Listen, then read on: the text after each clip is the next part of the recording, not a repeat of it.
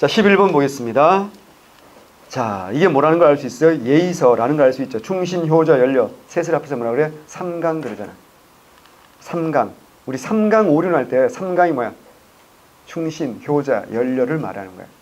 그래서 삼강 행실도죠. 앞에서는 그림 그리고 뒤에는 기록을 하는 거예요. 삼강 행실도 누굽니까? 세종대입니다. 자, 그러면 유교의 통치 규범을 성문화하기 위한 노력. 유교의 통치 규범을 성문화한다. 이거 뭐였어?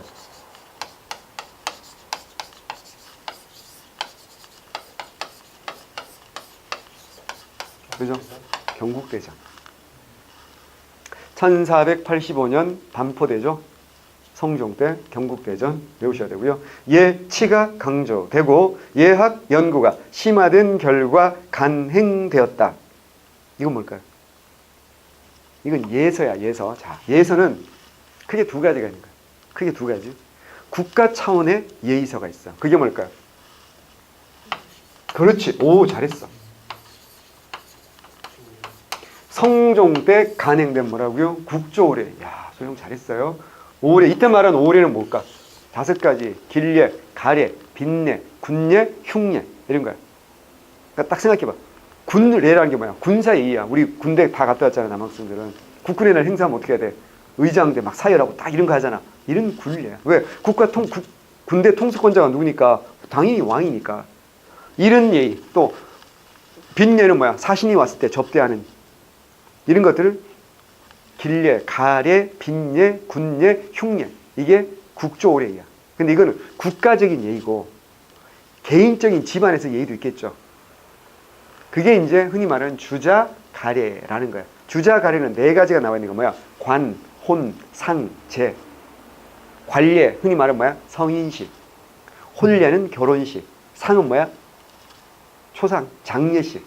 제는 재례의식. 이거고, 이건 주자가 만든 거잖아. 이게 이제 17세기가 되면 외워야 돼. 17세기는 뭐라고요? 예학의 시대라고 말한 거야. 예학이 엄청 발달하고 한번 했잖아. 얘는 뭐라고 내가 설명했어? 질서라 그랬잖아. 17세기 왜 이게 발달한다고 해서 질서가 어때요? 무너지니까 무너지는 질서를 바로 잡기 위해서 이 예학이 발달한다고 했잖아. 그래서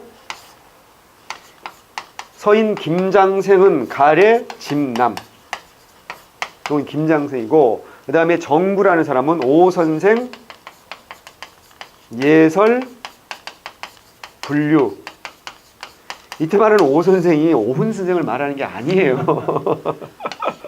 이때 말하는 오선생은 그 성리학의 5 선생님, 당연히 누가 들어가? 주자가 들어가고, 주자가 성리학을 집대성한 거 아니야. 그 전에 정이, 정호 형제 이런 사람이 있단 말이야. 정이, 정호, 삼화광 뭐 이런 사람들. 그 5 선생님이 예의에 대해서 어떻게 한다고요? 주장 설명, 강의를 하셨을 거 아니에요. 이런 걸 정리한 게 오 선생 예설 분류야. 또 오 선생 오훈 막 국어 뭐 이런 거 그러면 안 된다고. 이런 게 몇 세기라고요? 17세기 나오는 거고요. 하나 더. 그래서 17세기는 이 예학이 발달하는 게 이게 단순히 학문으로 그칠 리가 없잖아. 이게 현실 정치에 어떻게 한다고요?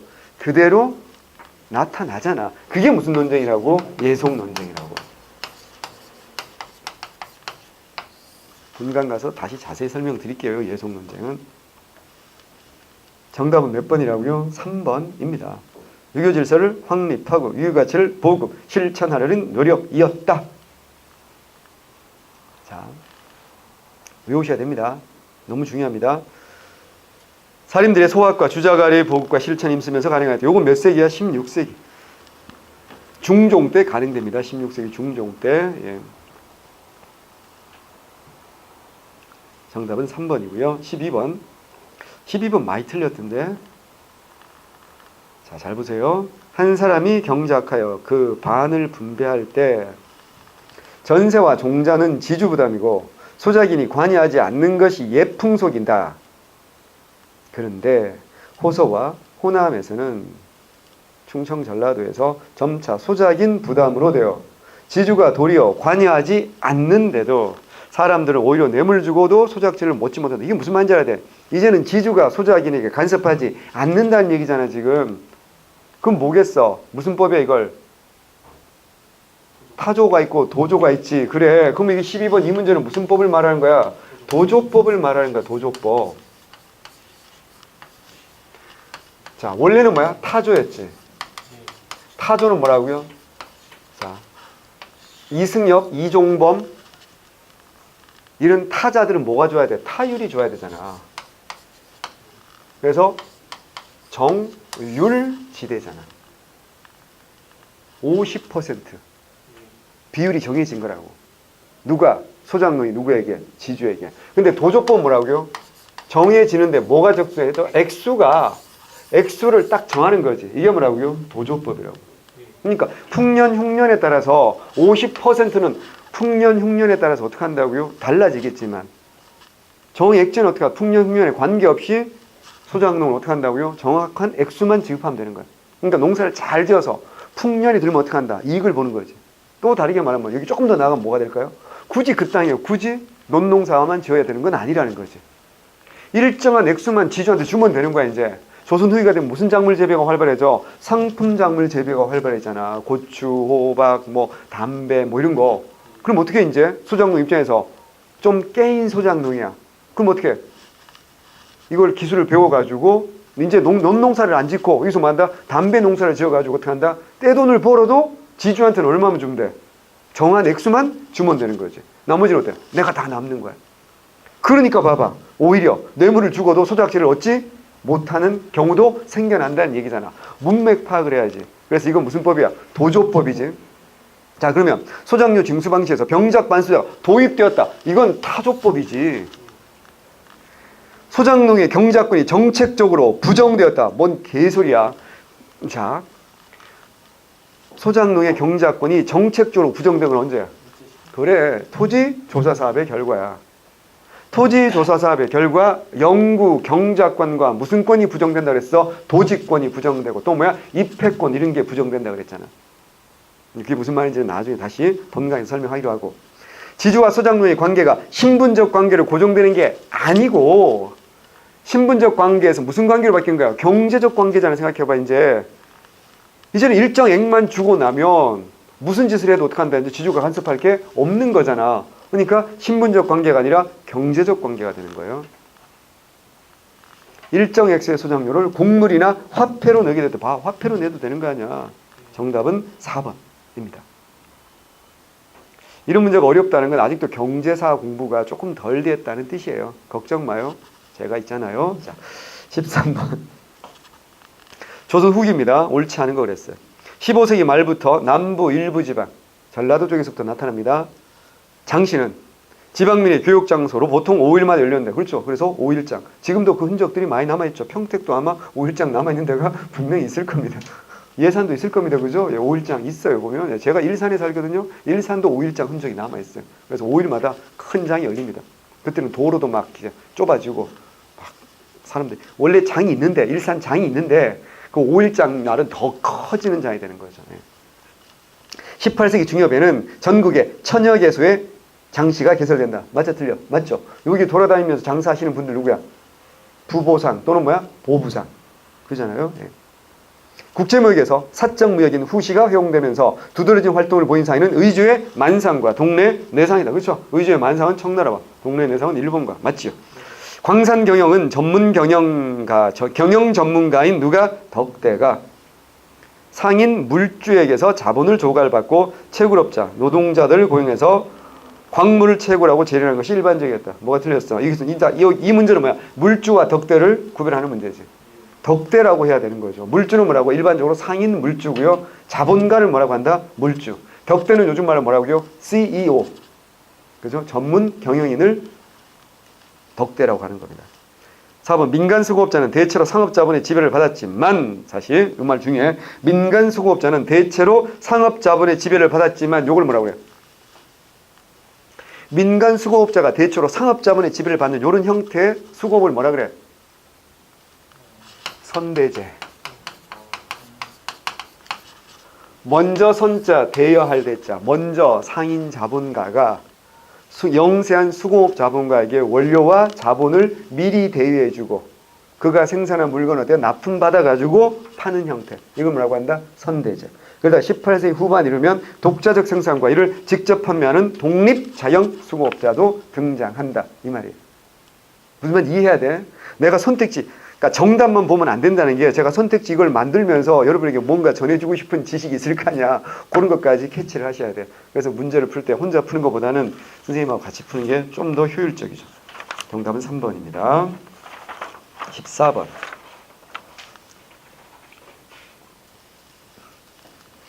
누굽니까?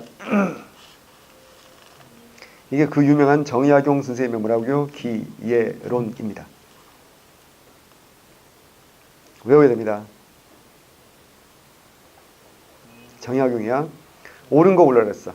지방행정개혁에 대해서 쓴 건 목민심서지. 경세유표는 뭐야? 중앙행정이고요. 형절, 형정, 형법, 형정, 감옥사무 이건 뭐야? 흠흠신서. 감옥사무는 흠흠신서 뭐 이런 겁니다. 이게 흔히 말하는 정약용의 3대 저작물이죠. 1표 2서라고 하잖아. 경세유표와 목민심서, 흠흠신서, 1표 2서. 이거 모르면 정약용 문제를 풀 수 없죠. 이익의 역사의식을 계승하여 동사 강목을 저술했다. 누구야? 그렇죠. 이건 안정복입니다.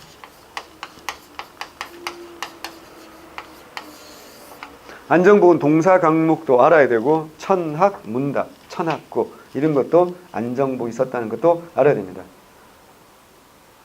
물론 시험 문제는 뭐가 제일 잘 나와? 동사 강목이 제일 잘 나오죠. 동사 강목은 뭘 외워야 됩니까? 고증사학의 토대를 닦았다라고 하죠. 그럼에도 불구하고 기본적으로 성리학적 명분론에 입각한 역사서라는 거 명심하셔야 됩니다. 안정복의 동사 강목은 조선후기 역사서 중에서 넘버 1입니다. 조선후기 역사서 중에서 여러분 외우고 있는 게 많겠지만 한 문제가 나오면 뭐가 나온다고요? 안정복의 동사 강목이 나옵니다. 발해고 뭐 이런 게 나오는 게 아니에요. 발해고도 안 중요한 게 아닌데 연려, 실, 기술 안 중요하지 않잖아요. 한치훈의 해동 역사 중요하잖아요. 수많은 책 중에서 한 문제가 나오면 뭐가 나온다고요? 안정복의 동사 강목입니다. 무조건 왠지는 본강에서 설명드리겠습니다. 3번 박지원과 함께 종두법을 연구하고 실험했다. 박지원이 아니라 누구야? 박제가지. 정존론을 제시하였는데 구획이 가능한 것은 정자로 불가능한 것은 계산상으로 구획한 뒤 노동력의 양과 질에 따라 토지를 차등적으로 분급할 것을 주장하였다. 맞아요. 정답은 4번입니다. 15번 갑신정변 이후에 국내외 정세에 대한 설명으로 옳은 걸 골라라 그랬어요. 갑신정변이 몇 년이죠? 1884년 갑신년. 1884년 갑신년. 하늘 끝자리가 헷갈리는구나. 이거는 십진법이야. 이건 외울 수 있죠?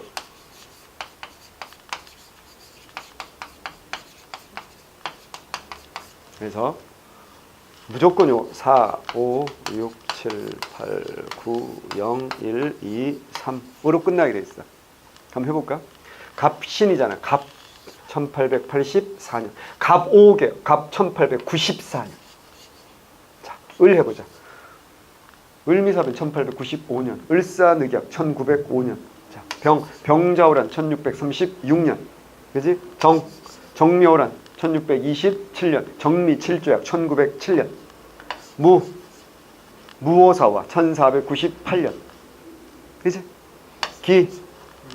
기묘사화 1519년. 그죠? 경신왕국 1680년. 경술국치 1910년. 신미양요 1871년.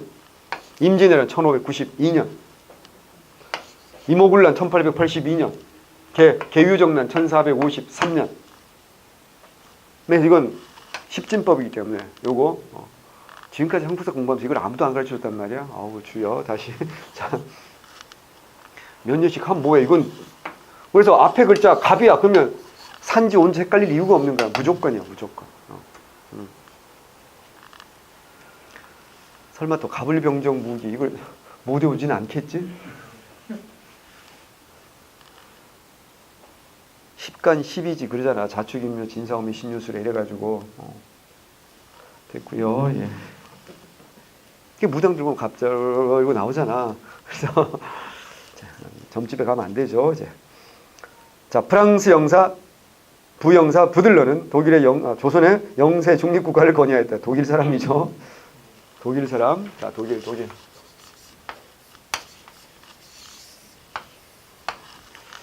독일과 우리나라와 관련되는 게 좀 있어요, 여러분 생각보다. 첫 번째 도굴꾼 나옵니다. 오페르트. 알아야 됩니다. 또 마법학교 출신이죠. 그리핀도르 출신의 멜렌도르프. 그 다음 뭐야? 부들러. 자, 멜렌도르프는 뭐하는 오빠야? 이모군란 이후에 청와의 내정 간섭이 심해지면서 청와의 추천으로 온다. 외교 고문. 온 사람이 누구야? 멜렌도르프. 이 사람이 권력이 엄청 셌어요. 그러니까 재정 분야에까지 이 사람이 어때요? 관여를 하게 됩니다. 이래가지고 이 사람이 당 오전 돈을 새로 찍어내자라고 주장하는 사람이고, 김옥규는 어떻게 하자고요? 안 된다. 일본 가서 뭐 하자? 차관을 빌려오자. 뭐 이렇게 됐든. 그 멜렌도르프입니다. 그다음 부들러. 중립파론으로 유명한 부들러. 그리고 독일은 하나만 더 하면 삼국 간섭에도 독일이 참여합니다.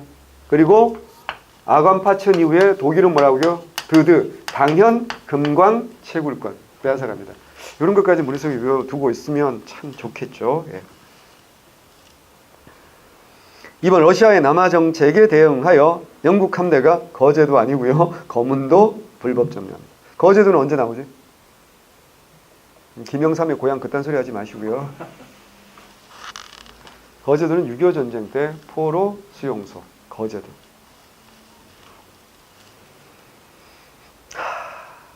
3. 청의 조선에 대한 내정과 외교 간섭이 더욱더 강화되었다. 너무 당연한 얘기 아닌가요? 정답은 3번입니다. 이모군란과 갑신정변의 공통점이라고 할 수 있죠. 이모군란과 갑신정변의 공통점이 둘 다 청와의 간섭으로 실패로 끝났고 청와의 내정 간섭이 더욱더 강화되었다라는 거죠. 그래서 당시 권력자가 누구죠? 민씨 언니는 어떻게 하죠? 이 문제를 해결해야 될 거 아니야. 청나라를 끌어들인 게 자신의 권력에 도움이 되니까 끌어들인 거지, 청나라를 진심 사랑해서 끌어들인 게 아닐 거 아니야. 근데 청나라 세력이 너무 커지잖아. 어떻게 해야 돼? 보험을 들여야 되겠지. 청나라를 견제할 새로운 보험이 필요하지 않을까? 그래서 어떻게 한다고요? 러시아를 끌어들이려고 합니다. 그게 뭐라고? 조로 밀약을 추진했다고. 조로 밀약을 추진하다가 어때요? 그게 발각이 된 거야. 딱 걸린 거지. 이때 이제 영국이 무슨 사건을 도발한 거야? 거문도 사건을 도발한 거고. 이런 상황에서 이제 뭐 하는 거라고요? 중립파로 나오는 거. 그리고 이제 미국에 공사 파견하는 거. 1887년에 박정희하는. 그래서 청나라의 일변 청나라만 간섭을 받는 게 아니라 다른 나라와도 이제 외교 채널을 강화하려고 민씨 나름 노력했다면 그런 의미예요. 언제 이후에? 갑신정변 이후에. 잘 안 됐지만. 4번 조선은 일본과 텐진 조약을 체결하면서 일본과 청은 동등하게 조선에 대한 파병을 했다. 텐진 조약은 청과 일본이 맺은 조약이죠.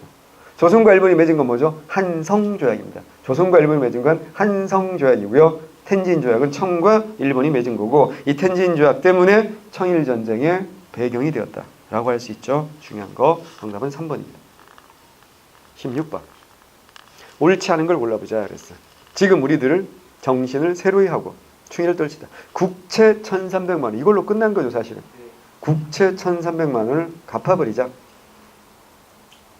1907년 대구에서 시작된 국채 보상운동입니다. 자, 어디라는 게 제일 중요하고, 대구. 중심 인물 누구야? 서상돈. 이런 사람 이름도 알아두셔야 되고요. 국채 보상 기성회. 이런 게 만들어진다는 걸 알아야 되고, 언론사들이 적극 참여하죠. 대한매일신문이라든가 황성신문이라든가 언론사들이 적극 참여해서 확산시킵니다. 그러나 통감부가 국채보상금 횡령사건 조작으로 중단되었다. 누굴 잡아갑니까? 양기탁을 횡령 파렴치범으로 몰아서대요. 구속을 시키죠. 그리고는 2달 후에 혐의 없네 이러고 풀어주는데, 문제는 그게 이제 그 사이에 어떻게 한다고요? 전부 다 흐지부지 되고 말았다라는 겁니다. 외워야 돼. 여기서 중요한 단어는 뭐? 통감부.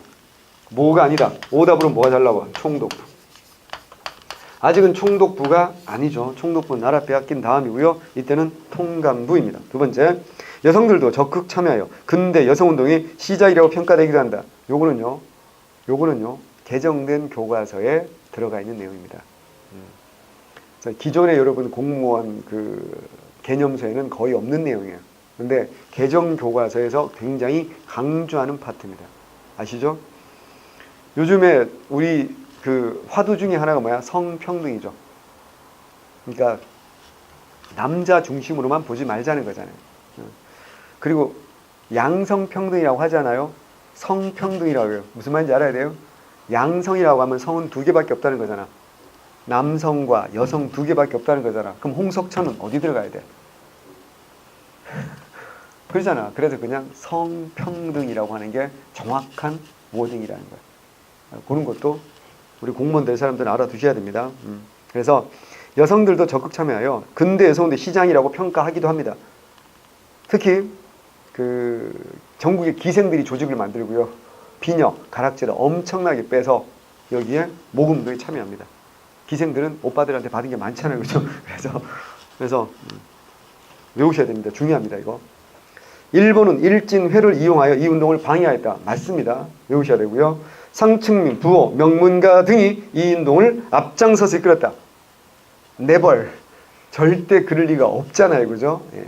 우리 IMF 때도 똑같아요. 정확히 90년 후였대요. 우리는 1997년에 IMF 맞이했고 우리가 극복하기 위해서 뭐 했어요? 금모으기 운동 했더니 기억나죠? 금모으기 운동 할 때도 어때요? 부자들 금괴 이런 거 나와서 안 나왔어. 단 한 개도 안 나왔어요. 전부 다 애들 코 묻은 돌반지만 나왔다고. 정말 놀라운 건 이걸 모아서 얼마를 모았다고요? 20억 달러를 모았어. 20억 달러가 얼만데? 2조. 생각해봐. 여러분이 외국 자본가들이야. 저 나라는 절대 망할 리가 없는 나라야. 금을 금광에서 캐낸 게 아니야. 애기들 코 묻은 손가락에 있는 것만 빼낸데도 20억 달러, 2조를 한 방에 모으는 나라인데. 그럼 금괴 뭐 이런 금송아지 이런 거 나오면 저 나라는 절대 망할 리가 없어. 이게 이제 투자 심리가 다시 살아나는 아주 중요한 계기가 되었다.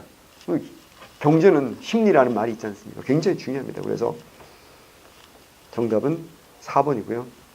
참고로 말씀드리면 당시 우리나라 재벌들은 내 얘기했나? 우리나라 재벌들은요. 예를 들어 현대자동차를 예를 들게요. 현대자동차 수출 많이 하잖아요. 수출을 했으면 그 대금 어때요? 다 달러로 받았겠죠.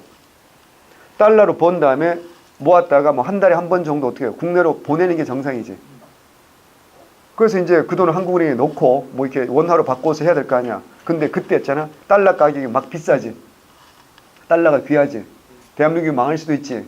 어떻게 하는 줄 알아? 대기업들은 해외에서 번 돈을 달러가 들어와야 되는 걸 절대로 못 들게 다 막았어요. 그러면 이건 무슨 말인지 알겠죠? 나라는 망하든 말든 지들만 살면 된다. 뭐 이런 거였고요. 정말 없는 사람들은 애기들 정말 코 묻은 그래서 우리 돌반지 없는 거잖아 지금. 그죠? 이때 다 냈잖아 우리가. 안타깝죠. 예. 낸 것 같아요. 그죠? 예. 저는 뭐 돌잔치를 안 해서 없었어요. 그 옛날에 아주 옛날은 아닙니다. 구석기 아니고요. 제가 시골에 8남매 중에 막내로 태어났어요. 8남매 중에 막내 8번째 태어난 애를 돌잔치를 했겠습니까? 더구나 이렇게 비실비실해서 언제 죽을지도 모르는 아이를 무슨 돌잔치를 했겠어요. 뭔 소리 하는 거야. 자, 그래서 정답은 4번이고요. 17번 갑니다. 1910년대 일제 지배 정책으로 옳은 걸 모두 골라라 했어요. 총독의 자문기관인 중추원 관제를 공포했다. 봐. 그냥 중추원 관제 개편이 아니잖아. 총독의 자문기관인 중추원 관제. 이걸 왜 알아야 되냐면 공부를 진짜 대충 한 사람들 중추원 관제? 이거 뭐다? 독립협회 아니냐? 라고 생각한다고. 왜? 독립협회에서 뭐 했어? 허니 6조에서 어떻게 한다? 중추원 관제를 개편해서 뭐 하자 그랬어요? 최초로 무슨 군주제? 입헌군주제, 의회 만들자. 그 얘기만 하는 게 지금 아니자고. 조선 총독부도 중추원 관제 공포합니다. 그래서 친일파들만 끌어모인 게 뭐라고요? 중추원이었다고. 그러니까 중추원 의장, 부의장, 참의 이렇게 했다고. 그래서 친일파냐 아니냐 100% 구별할 수 있는 게 중추원, 의장, 부의장. 의장은 주로 일본 놈들이 했어요. 그러니까 정무총감이 거의 당연직으로 의장을 했기 때문에 참의 정도를 하면 100% 무슨 파인 거야? 친일파인 거야. 그러니까 이거는 1910년입니다. 외우셔야 됩니다. 일본이 왜 이런 짓을 하는지 아시겠죠? 중천이라는 명칭이 좋잖아. 뭐가 좋아? 우리 국민들 머릿속에 우리가 최초로 뭘 만들려고 했어요? 의회를 만들려고 했던 거 아니야. 그래서 그 명칭만 딱 따다가 조선인들이 뭐라고요? 자문기관. 그러니까 여기를 무슨 파들 만들어가는 거예요? 친일파들 만들어가는 거야. 또 있지. 중추원이 언제도 나와. 고려시대도 나오잖아. 고려시대 중추원. 자, 이풍이상은 주로 뭐라고요? 추밀. 삼품이하는 뭐? 승선. 추밀은 주로 뭐하고? 군국기무. 군사기밀 다루고. 승선은 뭐하고? 왕명출납. 그래, 국왕비서실, 좌승선, 우승선, 좌부승선, 우부승선 이렇게 나온다고. 자, 됐고요. 그래서 이거 맞아요. 계몽운동을 주던 황성신문 폐간했다. 자, 황성신문 1898년부터 1910년. 자, 1898년에 대표적으로 황성신문 있고 뭐가 있어요? 제국신문이 있죠. 그럼 1898년에 그 앞에는 이미 무슨 신문이 있었고 독립신문이 있었고 1898년에 황성신문과 제국신문 요거는 뭐야? 주된 독자층이 다른 거 아시죠? 요건 누구야? 유생층을 주 독자층으로 하잖아. 얘는 뭐라고요? 그렇지. 부녀자 등 하층민을 독자층으로 하지. 뭐가 달라? 국한문치죠. 얘는 뭐라고요? 순한글자.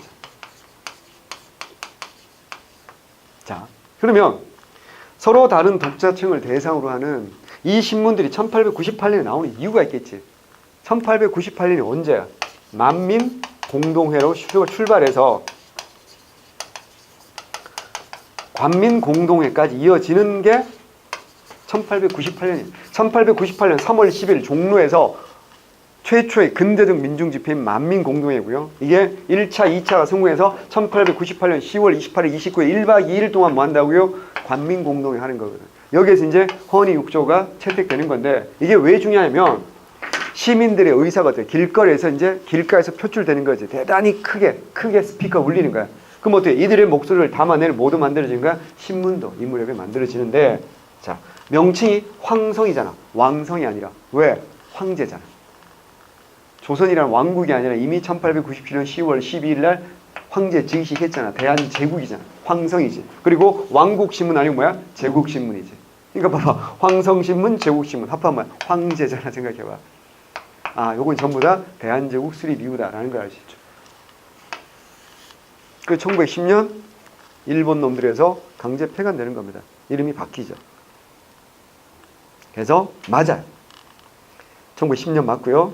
농공은행은 1906년에 재정 고문이었던 메가다라는 놈이 만든 거예요. 그것까지는 모셔야 돼. 메가다는 뭘 알아야 돼? 화폐 정리사. 이게 제일 중요하고요. 조선 식산은행으로 개편하였죠. 1918년 맞습니다. 식산은행이 요즘 말로 뭐냐? 한국산업은행입니다. 한국산업은행이 뭐 하는 거야 이제? 한국산업은행 우리 같은 사람한테 돈 안 빌려주겠지. 기업인들한테. 기업을 하기 좋도록 이제 아주 저리로 1%로 빌려주고 막 이래요. 그러니까 우리한테 그렇게 빌려주면 얼마나 좋겠어. 1%로 빌리면 우리 친구들한테 막 5%씩만 돈 받고 이렇게 해도 이거 안 해도 공무원 안 해도 우리 금방 재벌 될 건데.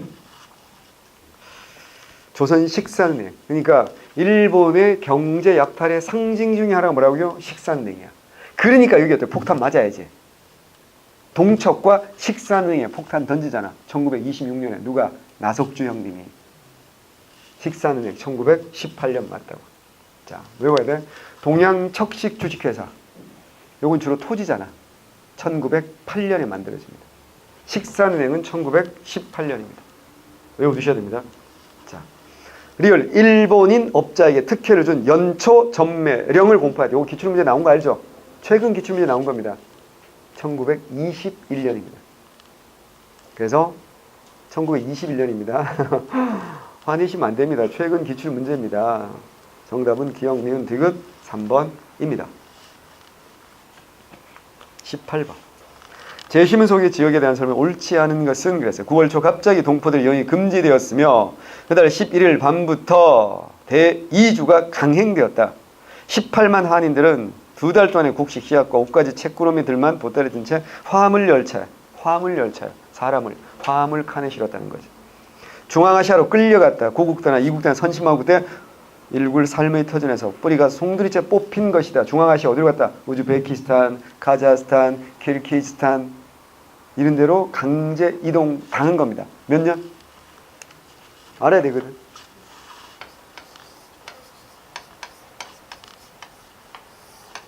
1937년. 어디로? 연해주 동포들이. 연해주에 있던 우리 동포들이 어디로 강제 이주되죠? 중앙아시아로 강제 이주된 사건. 이들을 우리가 뭐라고 해? 이때 넘어간 사람들, 고려인, 러시아 애들이 뭐라고 불러? 카레이스키.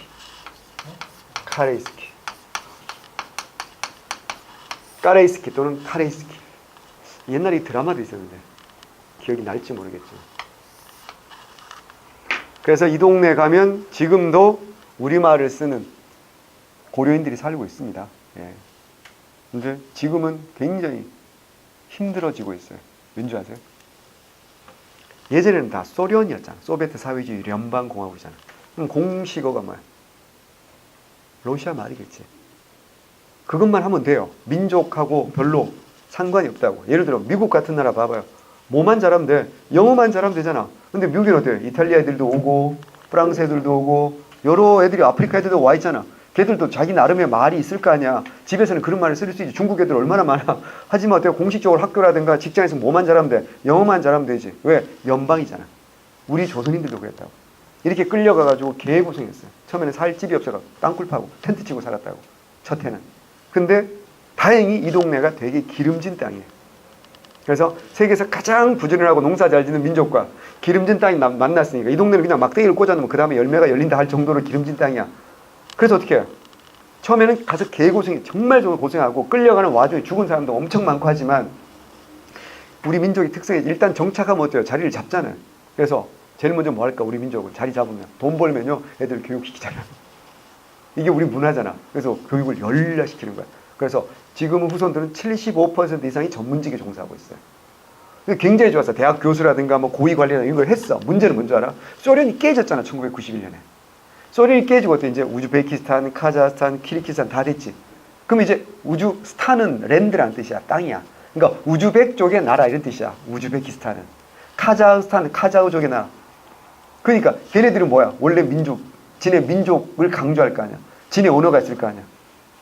그리고 걔네들은 거의 종교도 이슬람 쪽이 많아요. 그러니까 이제 우리 뭐가 되는 거야? 갑자기 이제 소수민족이 되는 거야. 그래서 그 동네에서 살기가 굉장히 어려워지고 있어. 그래서 이제 러시아 본토로 이동하거나 다시 연해주 쪽으로 넘어오거나 일부는 또 우리나라 쪽으로 다시 들어오거나 뭐 이런 고난이 계속되고 있어요. 끝나는 게 아니에요. 자, 대통령 손병이 부통령 박영효를 중심으로 대한국민의회가 조직되었다. 외워야 됩니다. 1919년 3월 13일 날 3.1운동 직후에 대한국민의회가 조직되는데 얘들을 추대한 겁니다. 이걸 실제로 업무를 했던 사람은 누굴까요? 이동휘 선생입니다. 유명인들을 추대한 것일 뿐입니다. 2번 이상설, 이동휘 등이 중심이 되어 대한광복군 정부가 수립되었다. 언제입니까? 1914년. 외우셔야 됩니다. 아직은 이상설이 살아있을 때입니다. 이상설이 1917년에 돌아가시거든요. 그래서 이상설, 이동휘를 중심으로 대한광복군 정부가 수립된 거 맞습니다. 외우셔야 되고요. 3번 해조신문, 권업신문 외우셔야 됩니다. 해조신문 1908년, 권업신문, 권업회가 만든 거죠. 대동공보 이런 신문이 만들어진 것도 맞아요. 대조선국민군단을 조직하여 독립전쟁을 대비했다. 자, 외워야 돼요. 대조선국민군단은 1914년 어디에서? 하와이. 누가? 박용만? 그렇지, 박용만. 이승만과 감옥 친구였던 박용만은 이승만, 안창호, 박용만이 중심돼서 대한인 국민회를 결성해요. 근데 그 대한인 국민을 이제 이승만이 완벽하게 장을 하죠. 그래서 안창호는 빠져나와서 1913년에 샌프란시스코에서 흥사단을 만드는 거고요. 박용만은 1914년 하와이에서 대조선 국민군단을 만듭니다. 그래서 중요합니다. 여기 무슨 지역이에요? 여기는 어디 지역이라고요? 미주 지역입니다. 미주 지역. 4번이 틀렸고요. 19번. 나에 대한 설명 옳지 않은 것은 네 소원이 무엇이냐? 저는 이거 옛날에 국어 시간에 배웠던 기억이 나는데요. 요새는 배우는지 모르겠어요. 누구야? 김구진. 1923년 국민대표회의에 해산을 명하는 내무부령을 공포했다. 원래 김구는 임시정부 초창기에는 경무국장으로 출발했다가 내무부 장관이 되는 거예요. 내무부 총판. 그래서 내무부령을 공포했다. 맞거든요. 왜 맞죠? 한번 했을 텐데 우리 지난번에 했는데 그지? 김구는 무슨 파라고? 창조파도 아니고 개조파도 아니고 임정고수파. 그래요. 임정고수파. 그러니까 김구는 이게 싫은 거야. 다 꺼져. 우리 임정은 이대로 괜찮아. 다 꺼져. 뭐 이런 스탠스였어요. 그러니까 김구도 사람이라고 그랬어. 김구도 사람이기 때문에 실수하는 부분이 있을 수 없어. 당연히 있을 수밖에 없어요. 2번 민족자주연맹을 결성하여 남북 협상을 주도했다. 누구? 김규식이라고 내가 현대사 할 때 지난강에서 내가 설명했어. 자, 1947년에 민족자주연맹 결성했다고. 김규식이라고. 이거 어떻게 영상을 잘라서 보여줄까? 기억이 안 나죠? 예, 안 날 거라고 믿고요. 현대사 할 때 했습니다. 해서교육총에 가담하였으며 안학사건에 연루되어 일제 체포되었습니다. 맞아요. 황해도. 원래 황해도 사람이잖아. 안학사건, 그 다음 무슨 사건으로 연결되죠? 105인 사건으로 연결되죠. 그게 무슨 해상과 관련되고 신민의 해상과 관련되고. 맞습니다. 외우셔야 됩니다. 동학에 접주로서 농민전쟁에 참전하여 해주성을 공략하기도 했다고 제가 또 안중근 얘기하면서 말씀드렸던 거 기억나죠? 정답은 그래서 2번입니다. 김구, 김규식 공통점도 알아야 되지만 차이점도 아셔야 된다. 20번. 다음 같은 선거 땡 몇 대 몇 대. 자, 봐봐요. 일단 후보가 뭐라고요? 단독이라는 게 정말 중요합니다. 첫 번째. 두 번째. 재적 대의원 2,500명쯤밖에 안 되죠. 그리고 반대표는 0입니다. 예. 이게 뭘까요? 통일 주체 국민회의에서. 그러니까 대의원이 뽑았던 얘기는 뭐야? 우리 국민들이 전부 다 뽑은 게 아니라 직선제가 아니라 뭐야? 간선제라는 얘기예요. 그럼 여러분 또 그렇게 생각할 수도 있잖아. 전두환 아닌가요? 이렇게 뽑힌 사람은 자 간접선거로 뽑았을 때 이승만도 초대 대통령을 간접선거로 뽑혔죠. 그때는 어디서 뽑았어? 국회에서 뽑았잖아. 그때 국회의원은 뭐야? 원래 200명 뽑아야 되는데 제주도 4.3 때문에 3명 못 뽑고 1명밖에 못 뽑아서 198명이었잖아. 그러면 그때는 198명이 투표하는 거잖아. 우리나라 국회의원이 2,000명 넘는 시절이 없잖아. 단 한 번도. 그거 안 되는 거고요. 그러면 전두환과는 무슨 차이가 있나요? 전두환은요. 단독 입후보하지 않습니다. 전두환은 단독이 아니에요. 전두환은 들러리까지 지가요. 다 세웁니다. 그래서 전두환은요. 좀 더 반짝반짝 샤이니한 사람이야. 그래서 야당을 자기가 직접 만들어요. 그래서 민주한국당, 민한당, 유치송, 뭐 국민당, 김종철 이래가지고 얘들 들러리를 세우고요. 99.9는 너무 심하다. 그래서 전두환은 딱 90% 정도만 얻고요. 나머지를 이렇게 갈라줍니다. 그래야지 최소한의 민주주의인 것처럼 보이는 거지. 그거는 대통령 선거인 단위였고요. 그리고 통일적 국민의 2,500명은 너무 적다. 한 5,000명은 넘어야 된다. 이게 전두환의 생각이었고요. 그러니까 여기에 뭐라고요? 통일 주체 국민의 단독 후보라는 게 제일 중요합니다. 단독 후보로 간접 선거로 온 사람은 누구밖에 없다고요? 박정희밖에 없어. 박정희 무슨 체제? 유신 체제. 자, 볼게요. 박정희는 1961년 5.16 쿠데타로 권력을 잡았고요. 1963년 대통령 선거에서 당선될 때까지는 뭐라고요? 군인 신분으로 통치해서 뭐야? 군정이죠. 자, 그때 최고 통치기구가 뭐야?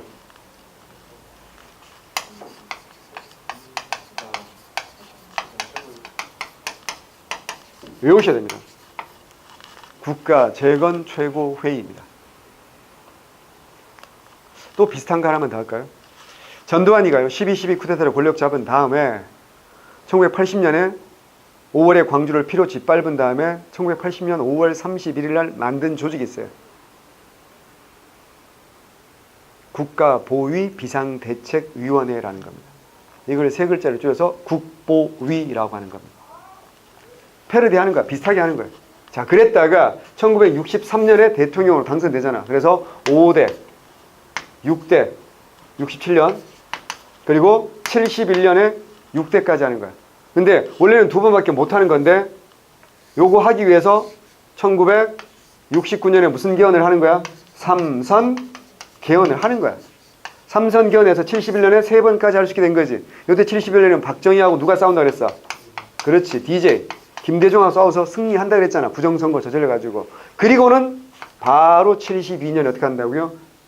7.14 남북 공동성명을 계기로 통일하게 해줄게 라고 하면서 뭐한다? 유신체제로, 유신헌법 4공화국 넘어가면서 7대 5대 여기 5대야 미안해. 5대 6대 이게 뭐야? 7대. 그럼 이게 몇 대야? 8대. 그리고 이때 임기가 6년이었으니까 78년에 또 한 번 하는 거야. 그럼 뭐 해야 돼? 9대.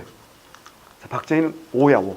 5.16을 권력 잡았지. 5.16을 권력 잡았어. 그리고 5대 대통령이 취임해서 몇 번 한다? 5번. 취임식 5번 한 거야. 다시 박정희는 5야. 5를 좋아해. 5.16 쿠데타로 권력 잡은 다음에 5대 대통령으로 취임해서 5, 6, 7, 8, 9 5번 하는 거야. 그래서 지금 뭐라고요? 8대와 9대 대통령. 자, 하나만 더 할게요. 10대는 누굴까요? 진짜 존재감 없는 사람이지만 누구야? 최규하야. 10대는 최규하. 11대 누구야? 전두환. 12대도 누구야? 전두환이야. 근데 무슨 차이가 있냐면 8대, 9대, 10대, 11대 요 네 번은 무슨 헌법으로 뽑은 거야? 유신헌법으로 뽑은 거야. 그러니까 이 네 사람은 전부 다 네 사람이 아니구나. 8, 9, 10, 11 사람으로는 세 사람이고 하여튼 네 번에 걸쳐 요건 뭐라고요? 통일주체 국민회에서 뽑힌 거야. 그리고 요 사이에 전두환은 뭐야? 전두환 대통령을 취임식을 두 번 하는 거예요. 오해하시면 안 돼. 요때 헌법을 바꾸는 거지. 몇 차 개헌? 8차 개헌. 7년 단임제로 바꾸는 거야. 7년 단임제로 바꾸고 대통령 선거인 단일 체제로 바꾼 다음에 전두환은 다시 당선돼 가지고 12대 대통령 하는 겁니다. 나온 김에 해보자. 13대는 누구야? 노태우. 노태우는 13대 뭐가 중요하죠? 1987. 이때 바뀌잖아 헌법. 대통령 무슨 제로 바뀌어? 직선제. 무슨 개헌? 구차개헌. 6월항제. 중요하죠? 14대는 누구야? 김영삼. 3당 합당으로 노태우 쪽으로 들어갔잖아. 15대 누구야? DJ지. 이게 왜 중요하지? 최초의 여야의 평화적인 정권 교체. 이것 때문에 중요하죠. 16대 누구야? 바보. 노무현. 이렇게 쓰면 안 되는구나.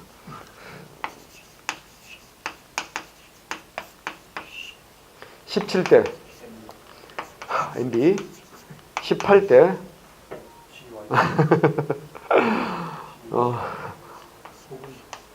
박주니어.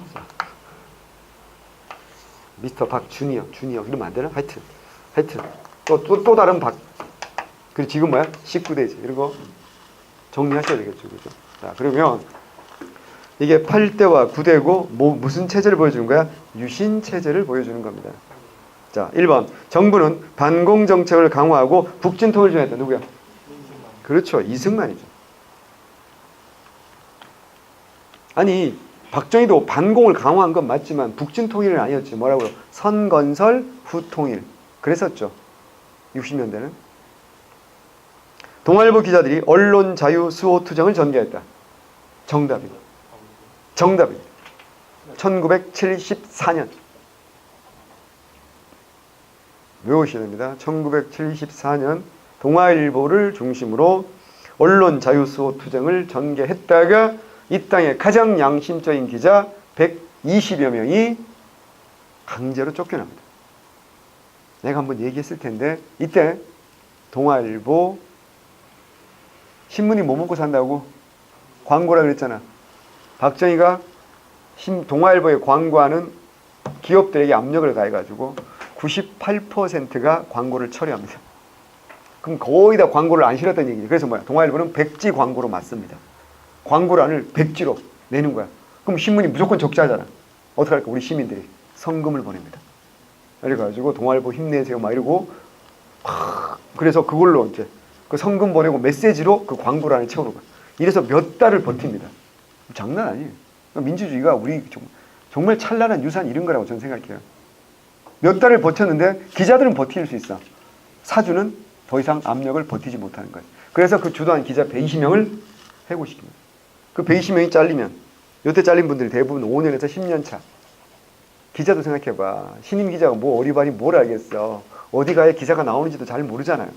5년에서 10년이면 제일 1선에서 뛰는 기자고 그거 넘어가면 이제 슬슬 이제 데스크로 올라간단 말이야. 근데 데스크가 중요한 게 아니잖아요. 발로 뛰고 뭐 기사를 가져와야 이걸 뭐 커팅하고 이걸 자르고 재가공하고 뭐 할 텐데 가장 뛰어난 기자들이 싹 120명이 나가는 거야. 그때부터 동아일보는 미끄러지기 시작합니다. 우리는 잘 모르는데 1970년대까지 1등 신문은 동아일보입니다. 2등과 격차가 넘사벽이었어요. 이때 조선일보는요. 4등, 5등 저 밑에 있는 신문에서 오해하면 안 돼. 조선일보가 1등 신문이 된 게 언제인 줄 알아? 전두환 때입니다. 왜 1등 신문이 됐겠습니까? 전두환 찬양을 어마어마하게 남들은 아마추어적으로 할 때 프로페셔널하게 그래서 전두환 정권에 엄청난 편집해 주세요. 특혜를 입어서 조선일보가 오늘날 1등 신문이 된 거예요. 라고 저는 생각한다는 거죠. 예. 그래서 이거 맞아요. 기억하셔야 됩니다. 우리나라 언론사에서 굉장히 중요하고요. 이때 해직된 기자들은요. 뭐만 기다리고 있었을까요? 그래, 박정희 정권이 끝나기만 기다리고 있어요. 박정희 정권이 끝나야 뭐 할 거니까? 복직을 할 거니까. 그래서 박정희가 죽었어. 이제 희망이 부풀었겠지. 그 전까지 뭐 별일 다 했을 거 아니야. 책 파는 외판원 하기도 하고 막 별일 다 하고 이제 힘들게 살았는데 이제 희망이 보인다 그랬는데 더 무서운 사람이 나타났지. 누구야? 본인은 본인이야. 전두환 나타나서 언론 통폐합다. 그래서 또 기자들 또 우수수 또 잘리는 거야. 우리 사람들 또 뭐만 끝나기 기다려. 전두환이 끝나기 기다려야지. 그 세월이 10년이 넘어가는 거야. 그래가지고 1987년 대통령 선거에 엄청난 기대를 했겠지. 민주정부가 들어서기를. 근데 누가 된 거야? 노태우가 된 거야. 사람들이 엄청나게 실망했겠지. 그래서 깨달은 게 있어. 언론을 제대로 세우지 않으면 이 나라의 민주주의는 안 되는 거구나. 라는 판단하에서 재벌과 한 집안으로부터 알잖아. 조선일보는 방씨 일가가 오너 그룹이잖아. 동아일보만 김씨 일가고 김성수 선도 지금 4대째 세습한다 그랬잖아. 그 다음에 이제 중앙일보 같은 경우는 크게 봤을 때 범삼성 계열이잖아. 그러니까 자본과 권력으로부터 독립한 그런 진정한 언론을 만들어보자. 이래가지고 어떻게 했어요? 시민들로부터 성금을 받았어요. 시민들로부터 성금을 받아가지고 언론사를 새로 만든 거지. 그게 바로 한겨레 신문이라고. 그래서 한겨레 신문이 이때 나오는 겁니다.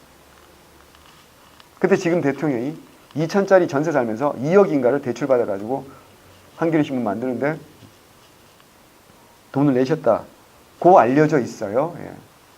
근데 요새 한겨레는 현 정권을 굉장히 안 좋게 보는 것 같은 그런 느낌이 들 때가 많죠. 왜 그런지는 모르겠어요. 아니, 난 아는데 말할 수가 없어요. 궁금하면 500원. 다시. 정답은 당연히 2번이고요. 자, 삼선 개헌에 반대하는 시위가 전국적으로 확산됐대. 외워야 돼. 삼선 개헌이 언제? 썼잖아. 1969년. 1969년. 이게 삼선 개헌. 안 보여? 글씨가 너무 작아.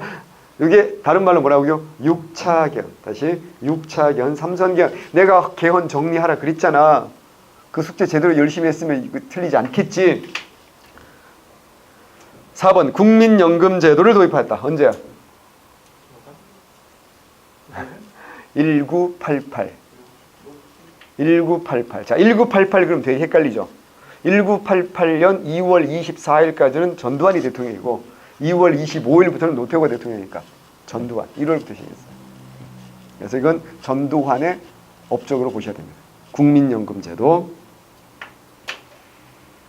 외우셔야 됩니다.